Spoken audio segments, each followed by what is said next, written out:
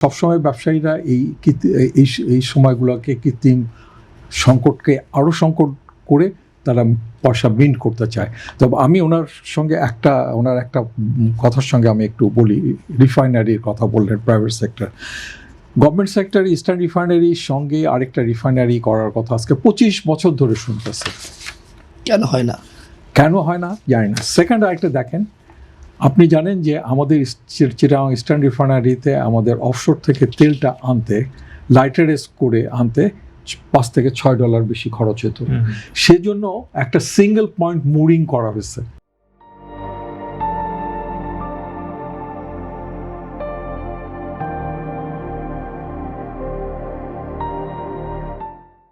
যেখানে বড় জাহাজ 60-70-1,000 টনের জাহাজগুলো ডিপশোরে থাকবে, ওখান থেকে পাইপলাইনে করে মহেশখালী দিয়ে রিফাইনারিতে আসবে।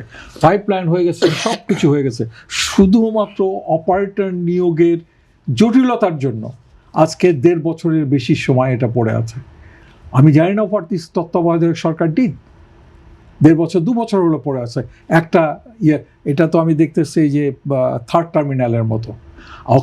অথচ ওই কাজটা যদি করতে পারতো, ওখানে পাইপলাইনের যে ক্যাপাসিটিটা, সেখানে এমনভাবে ডিজাইন করা আছে যে আরেকটা রিফাইনারি করলো সেটার তেলও কিন্তু ওখান থেকে সাপ্লাই করতে পারবে।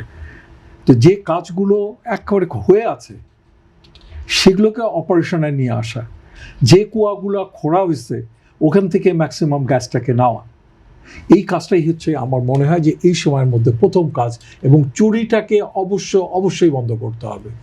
আরেকটা দৃষ্টি আকর্ষণ, এখন তো চুরিতেও নয়, চুরি থেকে ডাকাতি পর্যায়ে চলে গেছে। জ্বালানি প্রতিমন্ত্রী বলছেন দেশে কোনো তেলের সংকট নেই, মার্চ মাসে কোনো সমস্যা দেখা দেয়নি এবং উদ্বেগ উৎকণ্ঠা শীঘ্রই কেটে যাবে। একদিকে বলছে সংকট নেই, সমস্যা দেখা দেয়নি, আবার উদ্বেগ উৎকণ্ঠা কেটে যাবে। এটা কিছুটা আশ্বাস বানাইতে থাকতেই হবে ওনারা যদি নিরাশার বাণী শোনেন, মানুষ তো আরো ফ্রাস্ট্রেটেড হবে।